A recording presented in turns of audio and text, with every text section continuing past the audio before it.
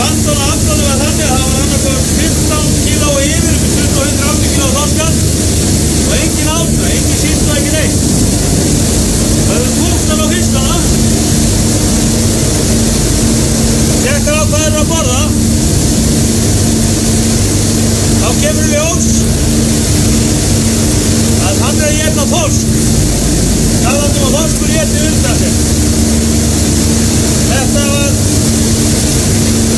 5 tonna hann og það allur stórþorskurinn með þorskinn í sér. Ekki bara 1 og 2 og þeir ekki að éta þennan báfiska.